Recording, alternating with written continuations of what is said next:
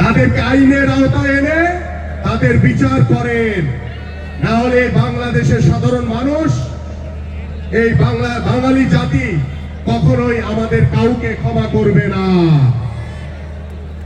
আমরা চাই 5ই আগস্টের পরে বাংলাদেশ যখন নতুন ভাবে স্বৈরাচার মুক্ত হয়েছে, আমরা প্রত্যাশা করি যে বাংলাদেশের গত 17 বছর ধরে আওয়ামী সরকার প্রত্যেকটি রাষ্ট্রীয় প্রতিষ্ঠানকে ধ্বংস করে ফেলেছে। সেই রাষ্ট্রীয় প্রতিষ্ঠানগুলো সংস্কার অতীব জরুরি, এবং সেই সংস্কারের জন্যই আমাদের মাননীয় ভারপ্রাপ্ত চেয়ারম্যান জনাব তারেক রহমান 31 দফার রূপরেখা দিয়েছেন রাষ্ট্র সংস্কারের জন্য, রাষ্ট্র মেরামতের জন্য। আমরা কিন্তু বারবার বলছি, এই অন্তর্বর্তীকালীন সরকারের কাছে আহ্বান করছি যে আপনারা সংস্কারের কথা বলছেন, আমরাও কিন্তু সংস্কারের কথা বলছি। আসুন আমরা সকলে মিলে ঐক্যমত্যের ভিত্তিতে রাজনৈতিক দলগুলোকে একত্রিত করে আমরা আমাদের যে বাংলাদেশের যে চলমান যে সংকট রয়েছে, প্রত্যেকটি সেক্টরে আমরা ঐক্যমত্যের ভিত্তিতে আমরা সংস্কার করতে চাই।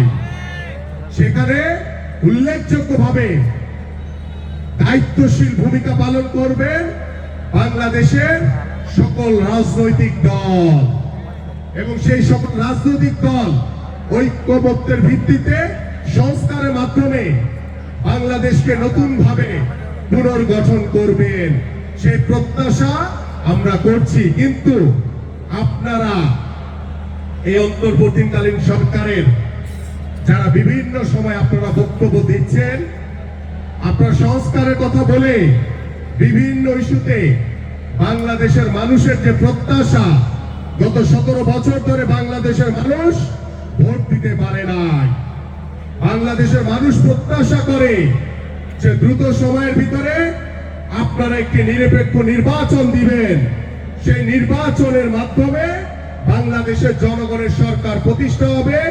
বাংলাদেশের এই জনগণের সরকার বাংলাদেশের জনগণের কথা মতো চলবে, এবং সেই নির্বাচিত সরকার বাংলাদেশে পরিপূর্ণভাবে সংস্কার করবে, বাংলাদেশে পরিপূর্ণভাবে গণতন্ত্র প্রতিষ্ঠা হবে, এবং বাংলাদেশে পরিপূর্ণভাবে বাংলাদেশের যে মানুষের যে অধিকার, ভোটের অধিকার নিশ্চিত হবে।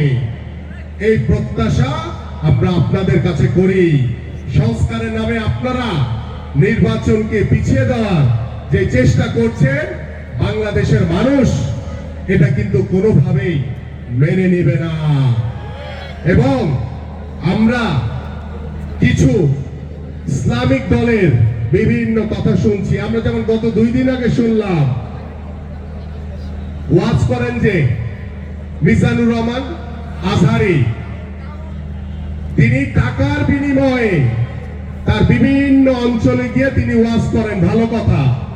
কিন্তু টাকার বিনিময়ে আপনি একটি দলকে হেয় প্রতিপন্ন করবেন, একটি দলের পক্ষে আপনি সাফাই গাবেন, এটা তো বাংলাদেশের মানুষ আপনার কাছ থেকে আশা করে নাই।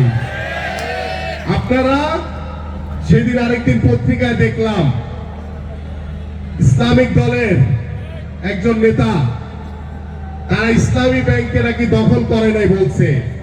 ইসলামী ব্যাংক তো দখল করা ইতিমধ্যে হয়ে গেছে।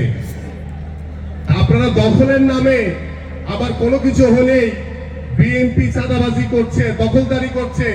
আরে ভাই, আপনি এসব প্রমাণ করে দেখান যে বিএনপি কোথাও চাঁদাবাজি বা দখলদারি করছে। এটা আপনাদের বানানো একটি খেলা, আমরা এটা বুঝি। আমি দৃঢ়ভাবে বলতে চাই, বিএনপির ভারপ্রাপ্ত চেয়ারম্যান জনাব তারেক রহমানের নেতৃত্বে বাংলাদেশে কোন বিএনপির কোন নেতা কোন চাঁদাবাজি, দখলদারি, লুটপাট করার কোন সুযোগ নাই। যদি করে, আমি আমিনুল্লাহ, বাংলাদেশের বহু মানুষ আছে এই রকম যারা এই ধরনের কার্যক্রমের সাথে জড়িত থাকবে। বাংলাদেশের জনগণের যে প্রত্যাশা, যে চাওয়া, আমরা সেটা মাথা পেতে নিব। তাই আসুন, এই মিথ্যাচার এবং ইসলামিক দল তারা কি বলেছিল 5ই আগস্টের পরে আওয়ামী লীগকে নাকি তারা মাফ করে দিছে। আরে ভাই, গত 17 বছর ধরে আপনাদের উপরে কম জুলুম নির্যাতন করে নাই, বাংলাদেশের মানুষের উপরে কম জুলুম নির্যাতন হয় নাই। বাংলাদেশ জাতীয়তাবাদী দলের সকল নেতৃবৃন্দের উপরে যেভাবে জুলুম নির্যাতন হয়েছে, আমরা রিমান্ড কেটেছি, আমরা জেল কেটেছি, আমরা বুঝি কি কষ্টে ছিলাম আমরা। আপনারা বুঝবেন না। আজকে কথায় কথায় বিএনপির নামে চাঁদাবাজি লুটতরাজের কথা বলছেন, এটা বানানো, এটা ফেক।